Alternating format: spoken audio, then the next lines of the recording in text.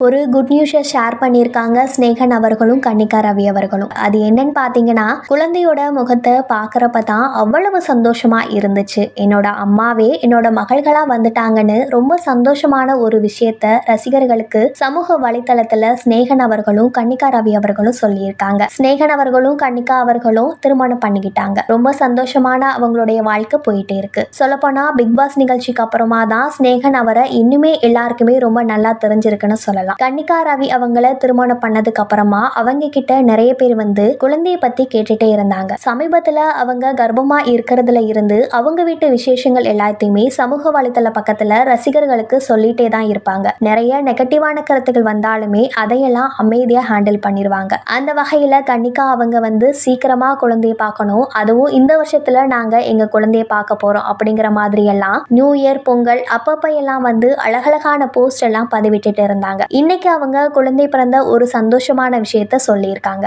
அதுல அப்படி என்ன சொல்லியிருக்காங்கன்னு பாத்தீங்கன்னா, இறைவா நீ ஆணையிடு தாயே எந்தன் மகளாய் மாற அப்படிங்கிற வரிகளை பதிவிட்டு, என்னோட அன்பின் கோரிக்கை ரெட்டிப்பாய் நிறைவேறியது. தாயே எந்தன் மகளாகவும் மகளே எந்தன் தாயாகவும் இரு தேவதைகள் 25/1/2025 அன்னைக்கு எனக்கு பிறந்திருக்காங்க அப்படின்னு சொல்லியிருக்காங்க. இதயமும் மனமும் மகிழ்ச்சியில நெகிழ்ந்து நிரம்பி வழியுது. உங்களோட தூய அன்பினால் எங்களோட வாரிசுகளை வாழ்த்துங்கள். என்றும் அன்புடன் ஸ்னேகன் கன்னிகா ஸ்னேகன் அப்படின்னு சொல்லி பதிவிட்டு இருந்தாங்க.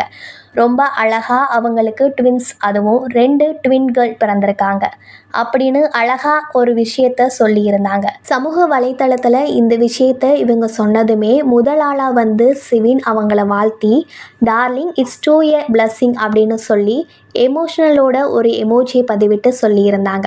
அதே மாதிரி இந்திரஜா ரோபோசங்கர் அவங்களுமே கங்க்ராச்சுலேஷன் அப்படின்னு சொல்லியிருந்தாங்க. இன்ஸ்டாவில் கன்னிகா அவங்கள ஃபாலோ பண்ணுற நிறைய ஃபேன்ஸ் வந்து வாழ்த்துக்கள், எப்போவும் இதே போல் சந்தோஷமாக இருங்க, உங்களோட நல்ல மனசுக்கு எப்போவுமே நல்லதாக அமையும், எப்போவுமே இதே மாதிரி சந்தோஷமாக இருங்க அப்படின்னு வாழ்த்துக்களை பதிவிட்டுட்டு வராங்க. இதெல்லாம் பற்றி உங்களோட கருத்துக்களையும் சொல்லுங்கள். இன்னும் இது போல் நிறைய சினிமா தகவல்களை தெரிஞ்சுக்கணும் அப்படின்னா நம்ம சேனலை சப்ஸ்கிரைப் பண்ணி வச்சுக்கோங்க.